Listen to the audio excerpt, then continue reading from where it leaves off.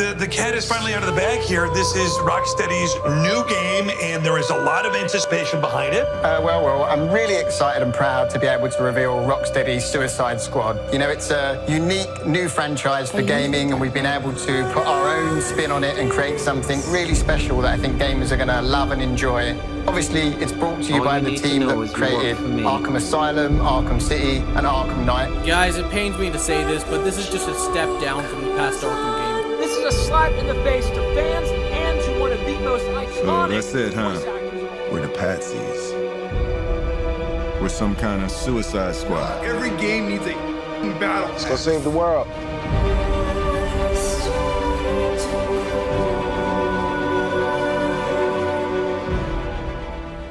Technically, I'm homeless. Hey, mustache. What is marketing?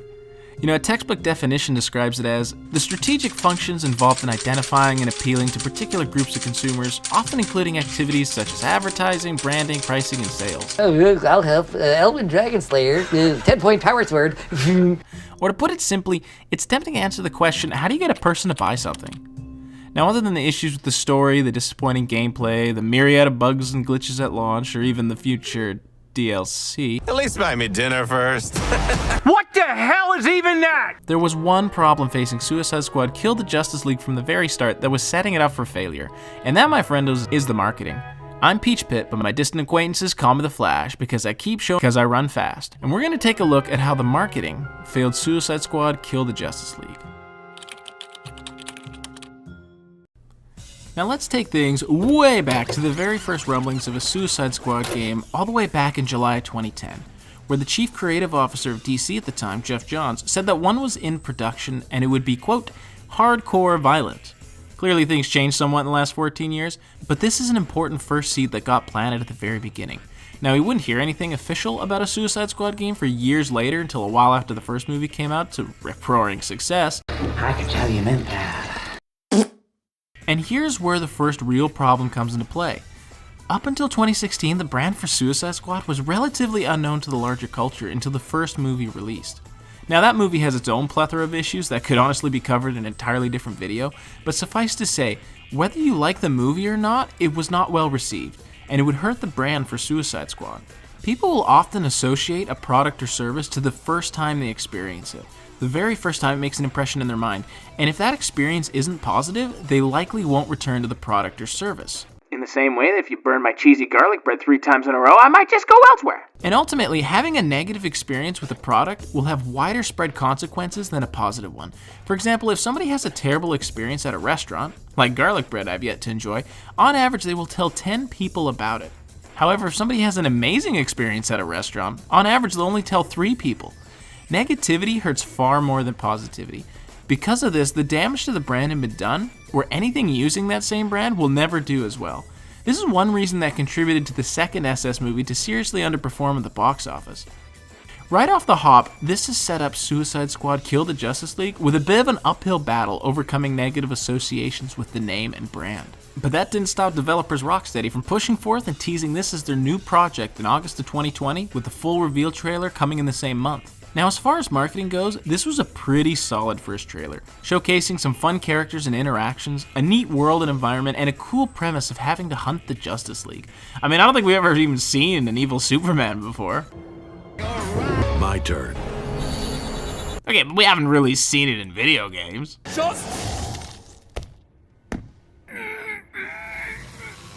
Okay, fighting the whole Justice League one by one is a great concept, is all I'm saying, and the fan reaction at the time was pretty positive, with lots of likes and excited comments, and to top it all off, it was being made by a reputable studio that had made some of the most beloved and genre-defining superhero games of all time. They know what they're doing, right? But this brings us to the first couple of major problems with the marketing behind this game. First, there was zero gameplay in the reveal, and they didn't discuss what kind of gameplay it was going to be other than it was co-op. As I mentioned earlier, this is the first time customers will see your product, and as such, the first time they will form an impression of your game. If they don't have a solid picture of what your game will be, they will begin to form their own ideas of what it could be. And let's be honest, the collective ideas of your fan base will almost always be better than the actual ideas. If you don't set the expectation of what your game will be right at the beginning, you will inevitably disappoint your players in some way when their expectations don't align with what you set. The second marketing problem that was made is when you proudly put the creators of a beloved franchise as the creators of this game you're trying to sell, you've just set up another expectation that this game will be as good as those previous games. And if it isn't, well, just ask my friends over here. I have crippling depression. Now, not only are they the same creators, but the developer said that Suicide Squad Kill the Justice League is canon to the Arkham games, and an official continuation of the Arkham trilogy. You've now just set up yet another expectation that the story will connect to those past games, and again, that it will presumably be the same quality of game.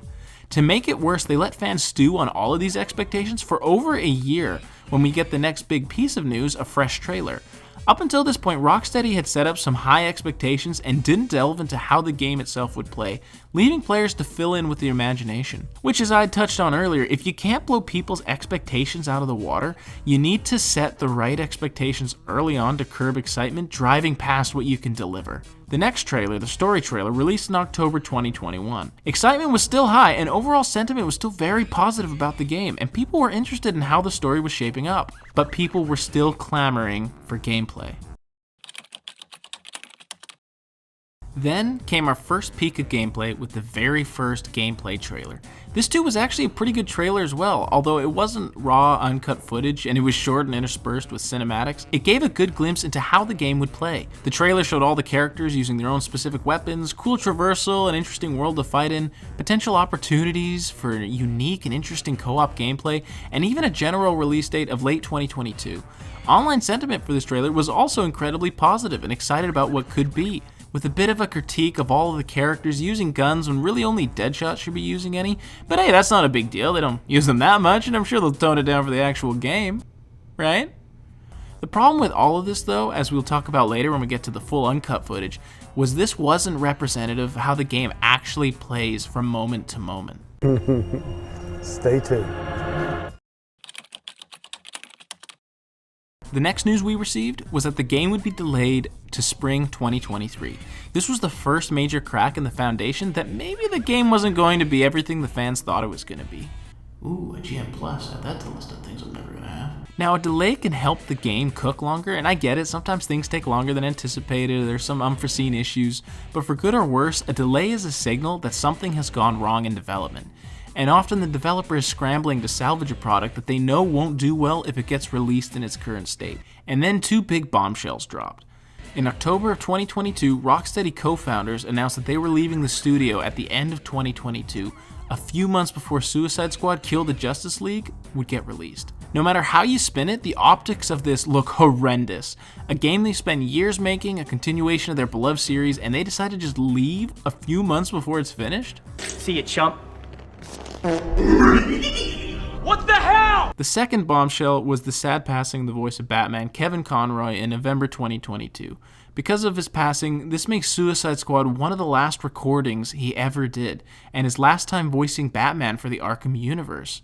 This set up yet another expectation that this game needs to treat Batman with respect and show a great final performance.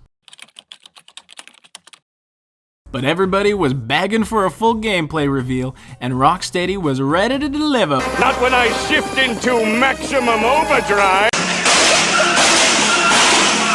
In February 2023, we got to see what the moment-to-moment gameplay looked like, and it's okay. But as I've hammered home so many times already, Rocksteady had set many high expectations for what the game could be and neglected to show how it played earlier to temper expectations, or at the very least describe more of how it played.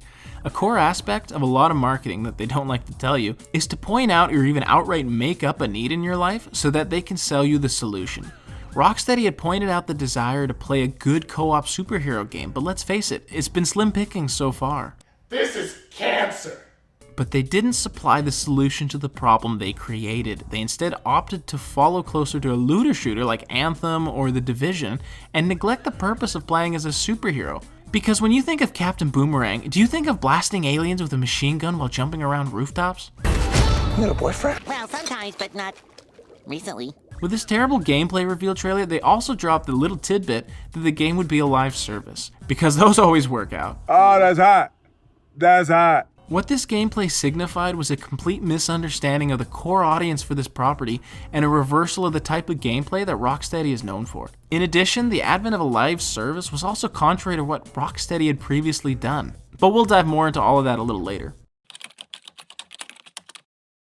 After the disastrous full gameplay presentation and the fan fallout that ensued, Rocksteady announced in March that they would delay the game to later in 2023.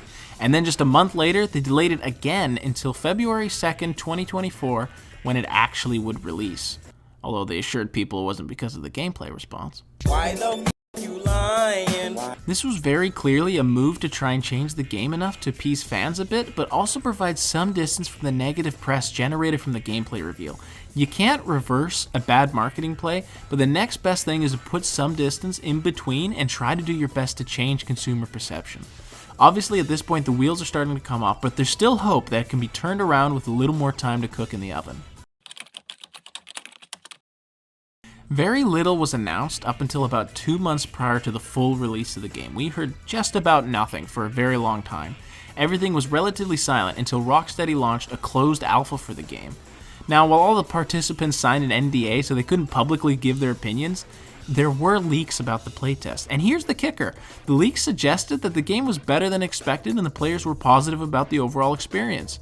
But any goodwill from this closed alpha was left to die, as nothing about the results would ever officially surface.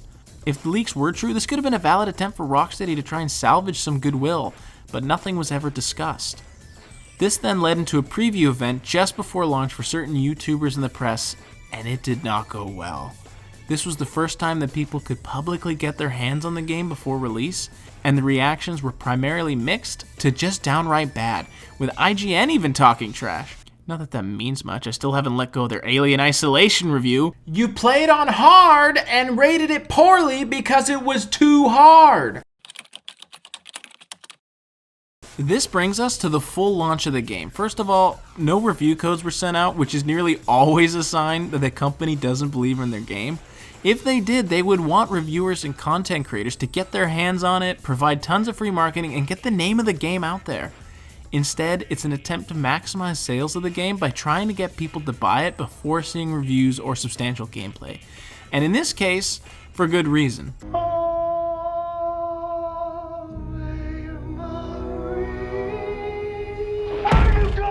The game was riddled with glitches, very little had changed from the full gameplay reveal, and the story was, well... Oh, no. No. Show a little class, man. Holy shit. Congratulations.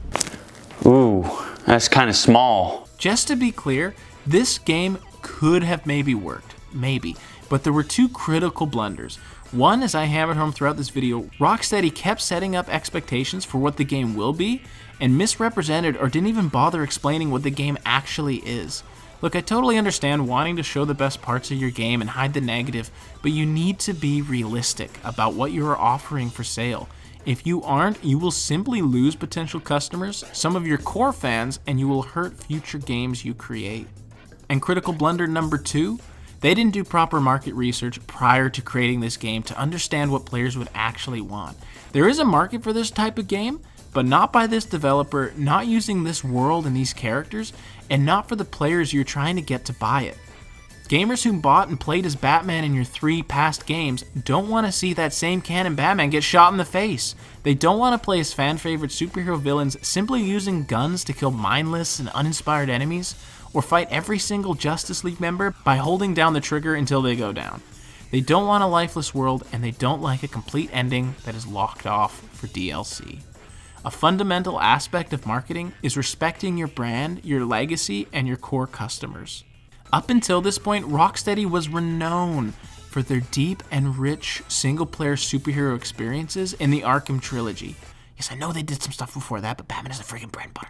Now, creating a superhero co-op game like Suicide Squad Kill the Justice League could have worked, but Rocksteady tried to make a game that didn't respect the legacy of their characters, wasn't in line with the brand and the standards they had set up with their previous games, and ultimately it set the wrong expectations for what the game was right from the start. All of this will hurt your game financially, hurt your brand, and make you lose respect from your core customers. And once you lose the respect of your core fans, the ones that will do most of the marketing for you, things go downhill very, very quickly. And that's how the marketing failed Suicide Squad Kill the Justice League.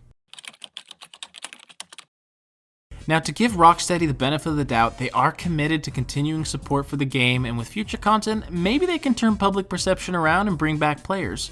But not right now, and I'm not convinced they will. But hey, that's marketing for you. If you enjoy this video, I would greatly appreciate a sub. Spank that like button and let me know in the comments, do you like Suicide Squad Kill the Justice League? What do you think they could have done better, or is there something I missed? Let me know in the comments below. And until next time, I'm Peach Pit. I'm not sad! Yes, you are! You're miserable!